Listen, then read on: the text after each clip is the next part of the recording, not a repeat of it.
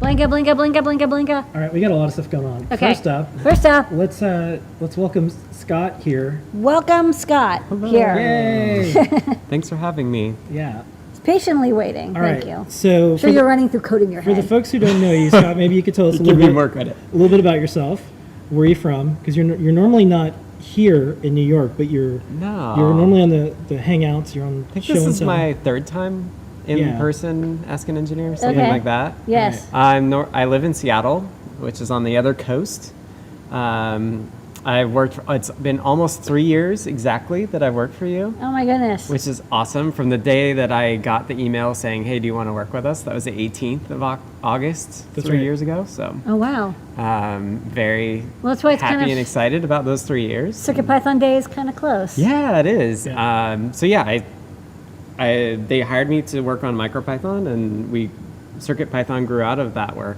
Yeah. And we've never looked back. I was like, hey, we're always looking forwards. I was like, oh, you're doing CMD stuff. Well, I have this project which might be possible, and it turns out it was possible and Yeah. extremely successful. Yeah, and for the folks out there that want to build something like CircuitPython, I think one of the important things is there's a community Yeah. that comes along with it. At least that's the way we did it. And There's a lot of work outside of coding. Yeah, that's just one part of it. And Katney joined Adafruit, and she came up with the Code Plus community, little CircuitPython. Before she joined us. officially. Yeah, and I think one of the neat stories is we were asked a while ago, like, why do you do a show and tell?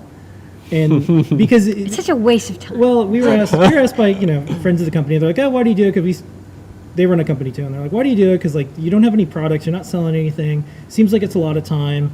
You never know who's going to be on the show, and we've hired, I think, probably 10 or 15 people through the show and tell. You were watching Desk of Lady Ada, I think, for when you had your company. Yeah, so I was doing flight controller development for drones, Yeah. so STM32 based stuff, and I was going through the whole process of designing boards and getting them manufactured and selling them. And one of the things I learned, it was great timing. You were doing Desk of Lady Ada's talking about test jigs.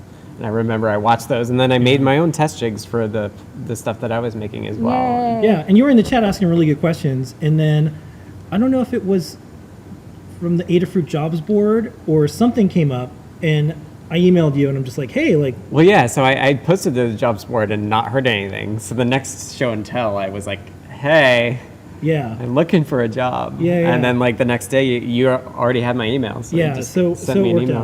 out. So that's one of the things, like, if you want to, because like now we're a couple of years in with CircuitPython, Yeah. and I think people will look at it and be like, wow, like how did you get there? Because there's so much going on, there's so many people working on it, but this is how it started out, just like watching a video, Yeah. sending an email. And from the get-go, we've been very open about the work we're doing. So you can look back Yeah. and see what my first MicroPython changes were, and like Yeah, it's all there.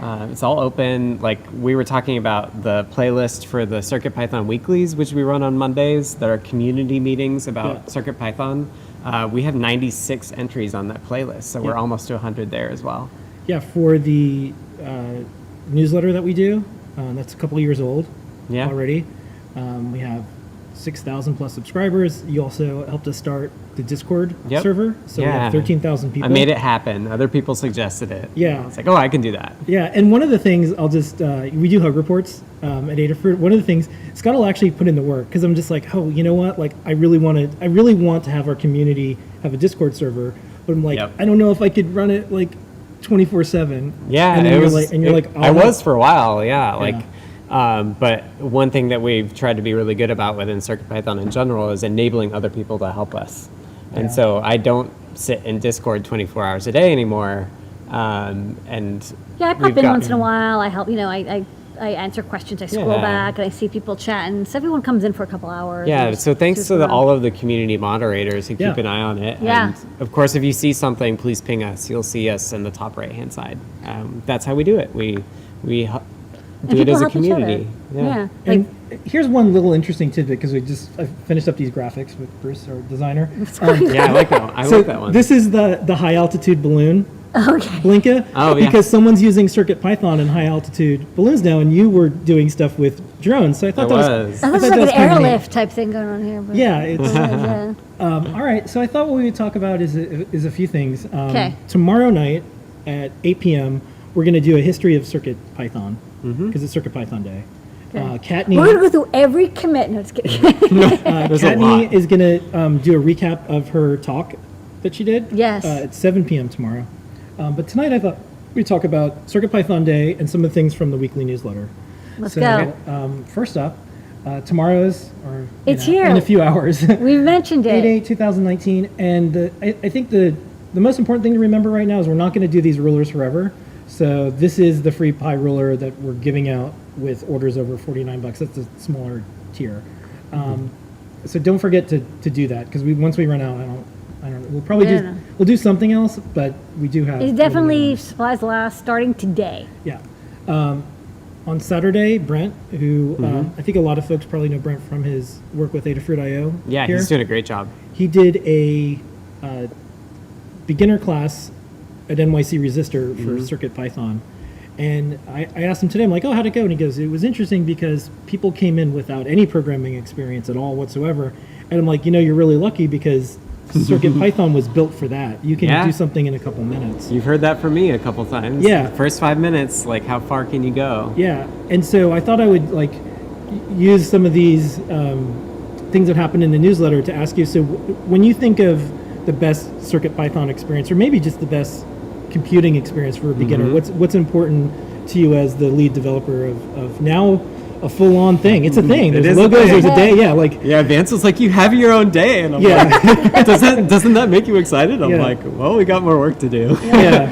It's hard to get a feel for exactly how big the community is, but like I said, it's how quickly can you get a person to that moment where they feel empowered that a computer can do something for them, right? So do they have to log in before they can change things? Do they have to install something? Okay, so if they have to log in or something, and a bunch of every hurdle is a hurdle that some people don't make it downloading and installing something, right? So not all computers can do that. Well, it kind of reminds me of computers as it used to be, where you would type into DOS and then the Xerox PARC / Mac Lisa demo, which was no, you just use it. Right. You don't have to read a manual for using a computer anymore. Used to, it'd be CD or DIR or whatever. Yeah. Now you just use it. It's just a natural thing that is intuitive for humans. Okay, so no logging in, no download software. What else is important to you? The upcoming thing is most people don't have laptops with USB.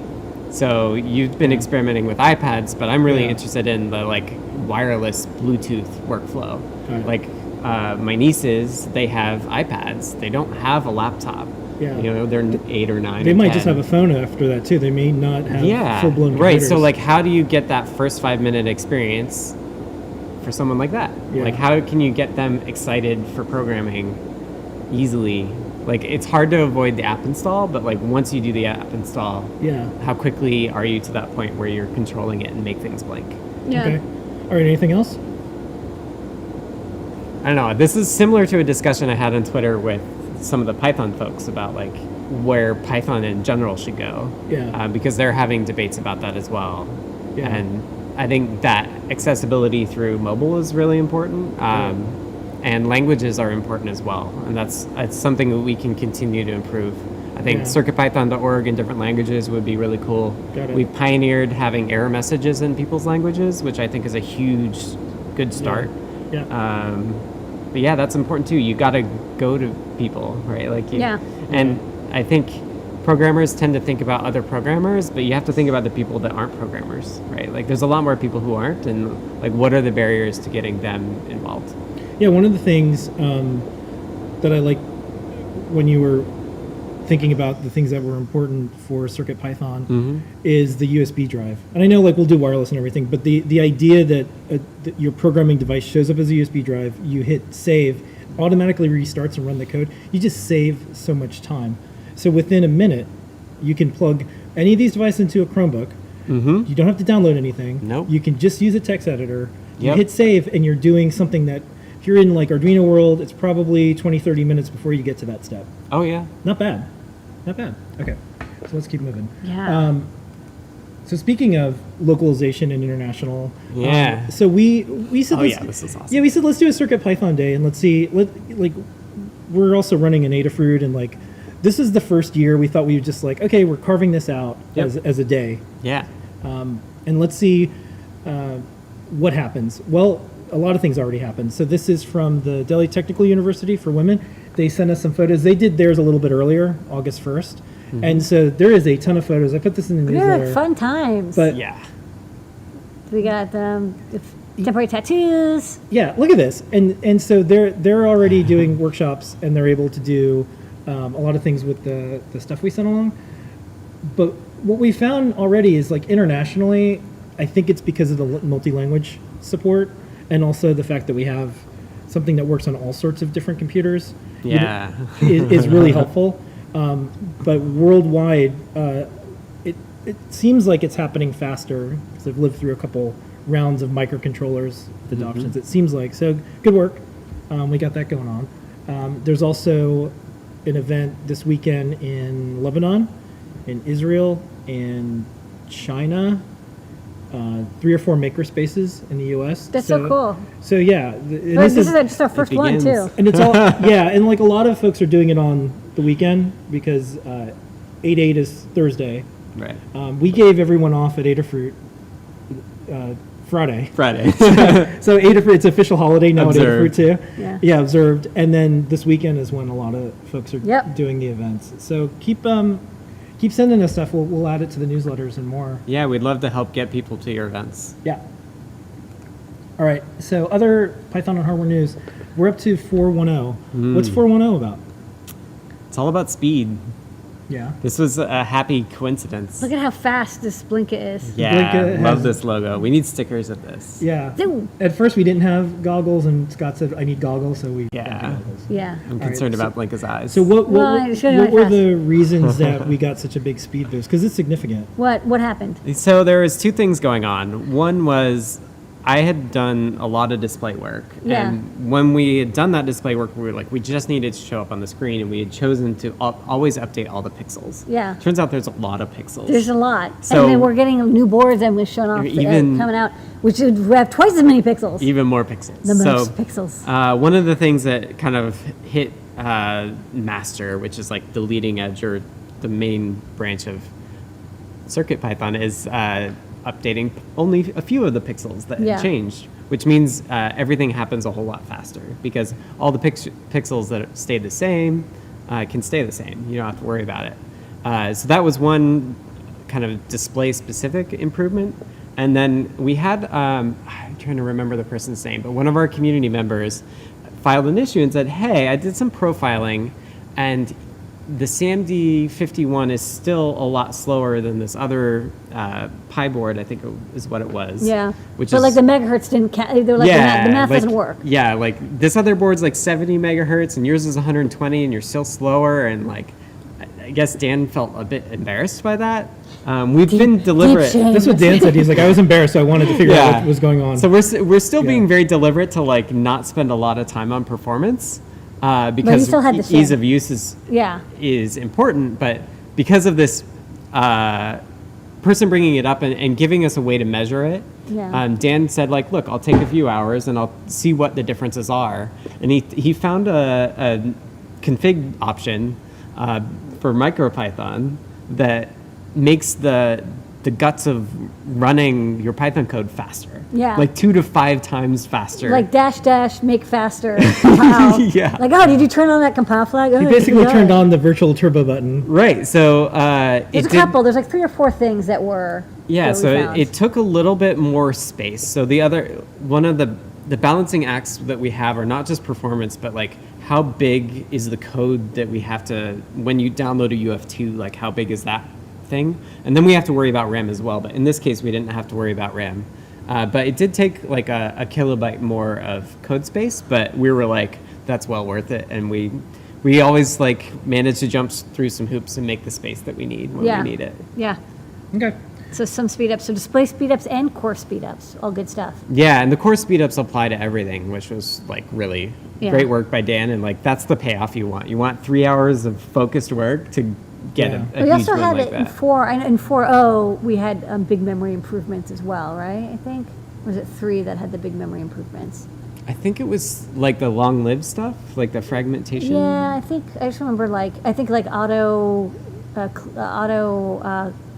GCing after import and stuff. Oh, yeah. I think that was a couple 3. things came up in 3, later 3 and then 4. Yeah, I mean, RAM is going to continue to be our challenge until Yeah. we get into these really Massive chips. exciting, spoiler alert, Teensy 4 class Yeah. things.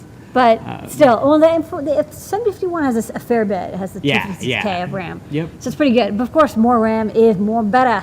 More better. Yeah, and I'm trying to remake a lot of the classics. So I want to do like an Encarta style encyclopedia with Python, HyperCard type stuff. Yeah. And so the latest updates, I can do lots of graphics, lots of sound, and it just like flies. Yeah, So, it's a great lot update. faster, and my secret goal is to make a Commodore 64, basically. So Okay. take a USB keyboard, plug it into a CircuitPython device, take an HDMI cable, plug it into your TV, and you have a full CircuitPython setup. Okay, Yeah, I give me Pitfall. I showed Scott the Sony Magic Cap. Yeah. Sorry, the Magic Link. And Yeah. I'm like, one day, 'cause we're going to have a screen size 480 Yeah. by 320, and we'll be able to do, you know, PiperCard like things on it. And totally, we're gonna make one, and we'll set up. You know, when we get this working, maybe with the Pi portal, and we'll send it over to Megan Smith Yeah. with a little postcard app. All right, next up. So Kat needed to talk, and we're going to do a version of it tomorrow at 7 p.m. And this is Changing Lives Through Open Source, Passion, and Mentoring. So if you want to figure out or find out Her life changed. how Katney ended up here at Adafruit, you'll be able to listen on that. And I wanted just to read a little bit. In trying to learn Python, I stumbled into a passion I never considered. My path began with learning Python on hardware. Through mentorship of helpful friends, I began to flourish. Since then, I've continued to contribute in ways I never thought possible between code, community, and becoming a mentor myself. This is the story of my journey and how mentorship can change lives. All right. That talk is awesome. Highly recommend it. Yes. Speaking of talks, so there's a bunch of Pi badges out in the world now, and people are using them for exactly what we wanted to. Make your own custom badge when you go to an event. So check out, this is Kate, and Kate's a conference director at PyCon AU, which just happened last weekend. Also, lots of great talks. Other news, this is a big deal for us, and I'll show you why in a second. We saw this tweet. It's like, I'm writing a book of CircuitPython for beginners with Adafruit Circuit Playground expressed in Japanese. It will be out in September. This is the cover of the book. And it's also covering Moo. Yeah, so cool. It's from Steam Tokyo, and this is the CircuitPython book we want. This is what I'm looking for here. This is Look what at we're this, looking like, for. cyber girl with like triangles. If you're looking for the aesthetic, this is it. Yeah. All right. She's like controlling this levitating circuit playground. Next up, I talked briefly about this. This will be in the newsletter coming up next week and some blog posts. This is PiperCard. So Entol, Nicholas, is working on a HyperCard-inspired GUI framework for beginners. So if you wanted to make an interface on desktop software and devices, it's kind of hard, but he's working on this really neat constrained GUI framework. And so if you're into a HyperCard back from And we the totally 80s, tricked him into doing this. Like we were gonna do this when we started, Yeah. and then we're like, hey, check this out, and we totally nerd sniped him, and now he's doing it. He's doing a lot of good work on this. Yeah, and he's doing a better job than I would have done. Okay. I love being a nerd sniper. Yeah. So speaking of iOS devices, so iOS 13 beta is out, and the thing we noticed with beta 1 was It erased disk drives. when you plugged in a device with a file system, like a CircuitPython device, it would just erase all the files. Yeah. Not so fun. That's exciting though. And it would like rename them to like Bizorked names. Yeah. So we filed a bug report and we emailed our contact at Apple, and they fixed it. And so we have a series of tests and more that we've been doing, and so far so good. So in September, I think there's more mass storage updates for iOS, so you can plug it into like external hard drive and you can like see all the files on it. But as of right now, this second, you can edit and save Python code on an iOS device. Which is pretty So- exciting because Yeah. it wasn't something that, I mean, eventually I guess it was inevitable it would happen, but using a USB like mass storage and HID and MIDI, these are universal, like Yeah. CDC is actually just not a well supported USB peripheral compared to HID and mass storage, which is just like so standardized. And what's neat is being able to use mass storage has like unlocks all these other devices like Chromebooks and Android devices and now iOS. So it seems inevitable to me like there will be a coding app that you will be able to plug in a Circuit Playground in, and type it, and maybe even blocks. And there might even be, you would go to a website that has like a Blockly type editor, Right. and then save the output to your Circuit Playground Express. So this could be part of, you're doing Bluetooth. There's still a couple thousand existing Circuit Playground Expresses. yeah. This could be an intermediate step for people who want to write code. You can do it on an iOS tablet. I know you can always do it on Android already works, but there's a lot of iOS devices out there. Not all Androids either. Not all in. I was talking with the microbit folks, and they're like, you got to be careful. Some of those Android, they just don't have great Bluetooth stacks or all that stuff. Or the user can't update them, or their devices are hosed, and they're just not able to. When I was on Alicia White's podcast, her partner said that he works at Fitbit. And he says like a quarter of the engineering staff is just dealing with every different kind of Android Bluetooth stack. Yeah. Okay. Hopefully they're fixing it all for us. Next up, and speaking of some of Nicholas's work, what we wanted to do was on some of our videos, the editor that we use is Moo. So I asked Noah and Pedro, can you just like slice out when you're about to use Moo for some of the projects? Because I wanted to have something for Nicholas to show around. It's like, well, what can you do with Moo? Stuff like this. So here's a little snippet of one of our latest projects, and it uses Moo. This build has motion-activated sound effects and LED animations. You can make this fit your project by customizing the colors or adding different sound effects. The code is written in Adafruit CircuitPython, which makes it excellent for beginners. You can upload code and recharge the battery with the built-in USB port. The code is nicely commented, and it's easy to adjust values like the speed of the animation or the sensitivity of the accelerometer. Use the Moo editor in Serial Console to get print statements. This makes iteration much faster, so you don't have to compile your code like in Arduino. It works like a USB storage device, so you can drag and drop files right on the drive.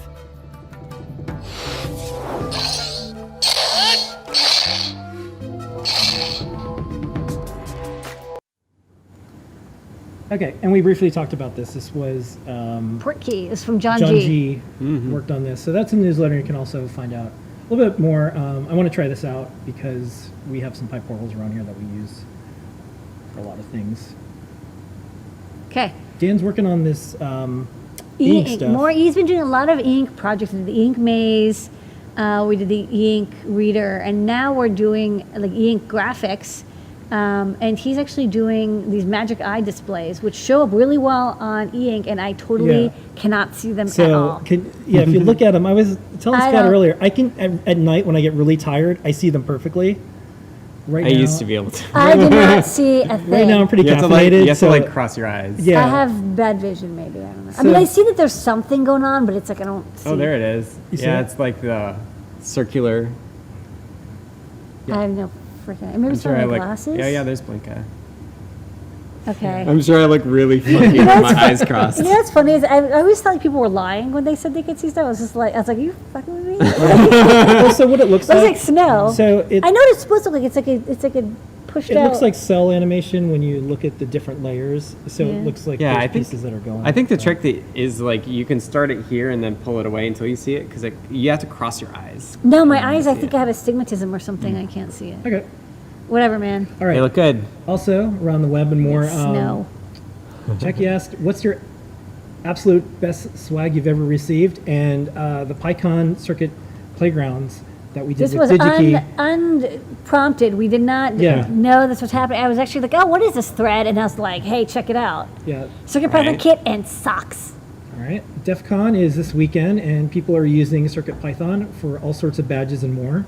So thank you, all the folks have been tagging us. We're going to try to capture all of them and put them in our newsletter and our blog because it's easy thing to add. You just get a SAMD processor and you're almost on your way You're there. pretty much Or golden. NRF 52840. And I'm going to say a thing. I love badges, but what kills me is whenever it's like, okay, here's a badge. Don't forget to bring your J-Link. It's like, okay, yeah, I do pack a J-Link, but not everybody does. Pro tip: UF2 is awesome. And it's like you Or don't even here's you a need crazy serial tool port. chain that's going to take 9 hours to install.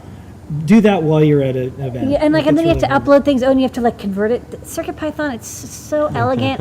I think when the ESP32S2 comes out, that's when we're going to see everyone's going to switch over to using that because it's got that Wi-Fi, it's got the USB, it will have UF2 bootloader for it or whatever, and then you'll be able to edit stuff. Because it's like if you're at a conference, it's loud, you're busy, the Wi-Fi kind of sucks, you're being sniffed, you're on like the wall of sheep, you're trying to like, you know what I mean? Like it's so complicated to do, and I think CircuitPython will be an excellent, we're positioned well for the badge technology. We released a upcoming. guide, and it showed how to add a board to CircuitPython.org, as well as making it an And official then board. someone followed it. And Keith did. And Keith has a board called Snack. And we even have one. Yep, we sent one out.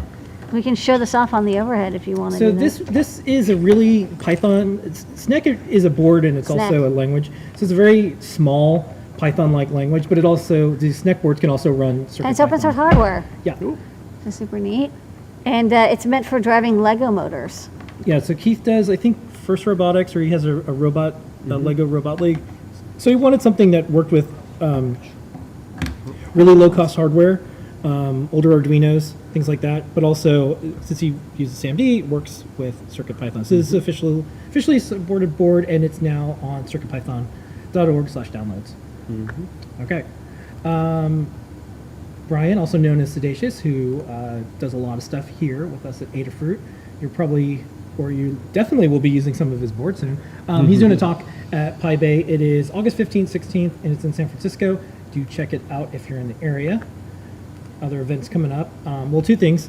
Hackaday is 15 years old, so it's a site I started. I have nothing to do with it now, other than I like that it's not terrible. Yeah. They're nice folks. Because you don't have any control once okay, I'm going to give this thing away. I mean, it's 15. It's basically, old enough to drive. It's old enough. Yeah, it's old enough to slam its door and say, "You don't understand me." No, not a hack. Yeah, I hate you. but we do have Hackaday SuperCon coming up. We're going to try to do something kind of interesting and special. We're not ready to announce it yet, but Scott, you're going to go. Yeah, I'm going. You're going to go. I'm excited to chat with folks, and Yeah. I applied to give a talk about Game Boys and CircuitPython. Okay. Hopefully they'll accept it and show off whatever the latest and greatest of that is. Okay. And with that, Non-stop. Blinka, blinka, blinka, that blinka. is the Python and hardware news this Whew. week. Okay. Let's It's get going. jam-packed. So much going on. Yeah.